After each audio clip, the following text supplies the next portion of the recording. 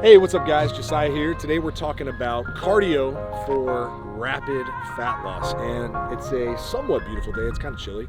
I'm toughing it out, but it's important for us to talk about cardio as we approach summertime, because I know a lot of you have some weight to lose, you want to get in better shape, and you're wondering, how much cardio should I be doing for fat loss? Well, look no further. This video is going to outline exactly how much cardio you should be doing, especially for rapid fat loss. Without further ado, let's go for a walk and let's talk about it. So the most underrated form of cardio that everybody wants to skip, but I can promise you will give you the most results, is walking.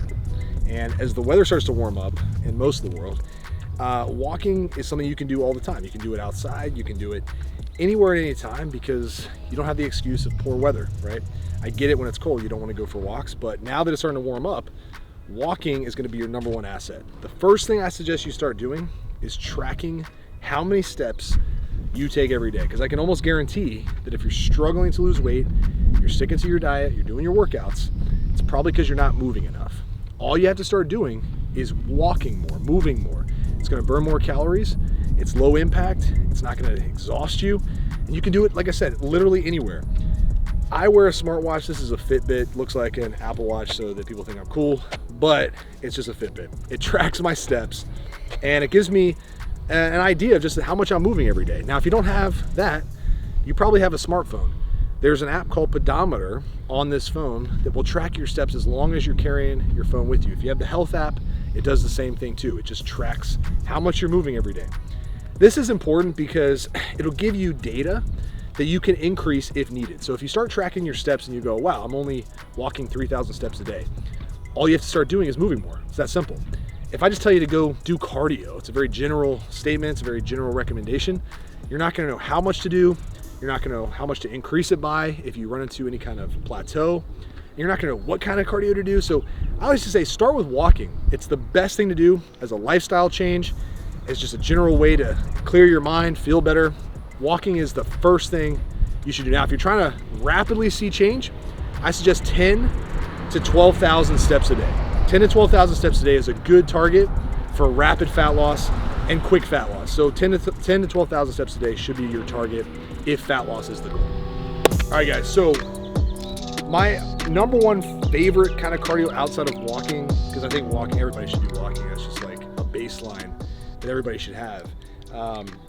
The jump rope. The jump rope is not only effective, it's convenient, right? You can take it literally anywhere. You can throw it in a travel bag, throw it in your car, have it wherever you go. And you don't need a lot of space to jump rope. Now, I am not a jump rope master or some kind of jump rope guru, but learning a basic jump rope technique, it's not that hard.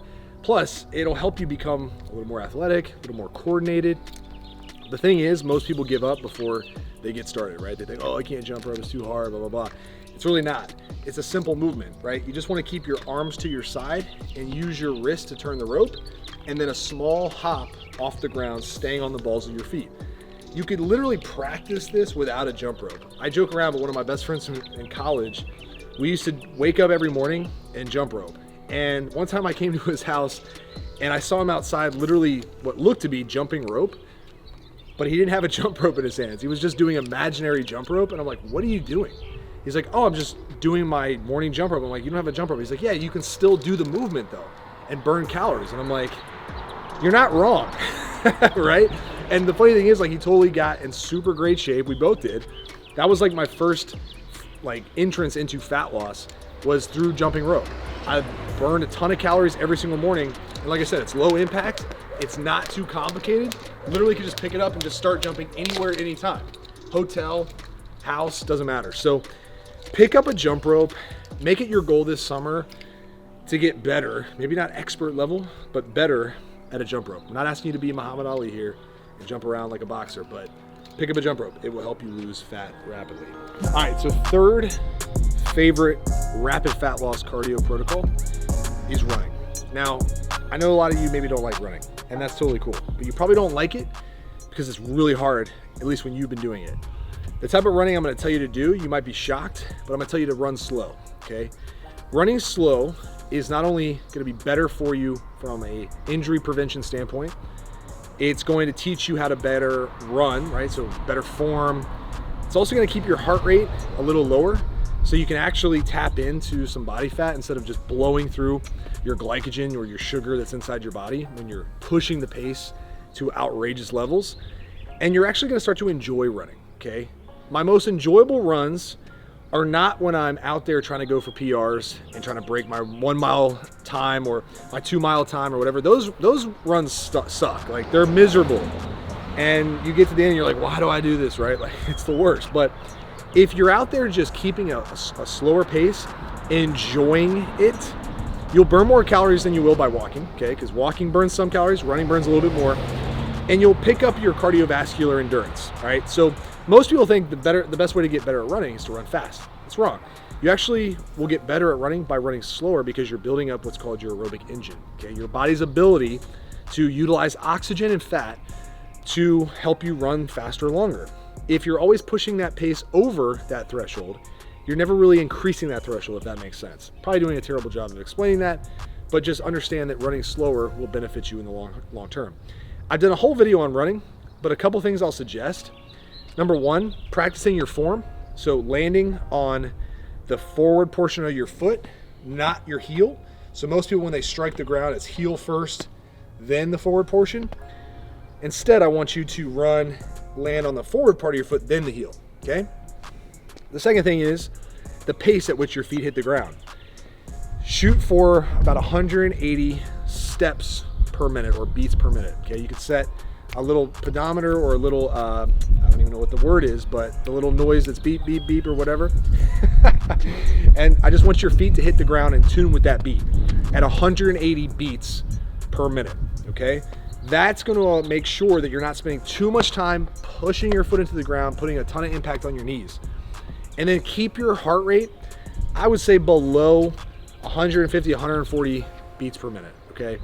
That's gonna be the recipe for success. You should be able to carry on a conversation, or at least a somewhat of a conversation while you're running. That means your heart rate's low enough to utilize fat and oxygen at a better level, all right? So running is the third thing I suggest for rapid fat loss cardio. All right, guys, that wraps up today's video. Short and sweet. My favorite forms of cardio for rapid fat loss. Utilize 1, 2, or all 3 of these. And yes, I've done a whole nother video on some outside the box ways of doing more cardio. You can check that out. I'll put the link up here somewhere. Remember, cardio, in a sense, is overrated, but it's also underrated. What I mean by that is everyone should do some cardio, but you shouldn't rely on just cardio for getting in better shape. Get your nutrition dialed in, get your workouts dialed in, sleep, recovery, hydration, and your cardio. All those pieces add to the whole fat loss pie and will help you get in the best shape of your life. So that being said, if you want help with this, if you want me to outline an entire system for you to follow, check out the link in the description of the video.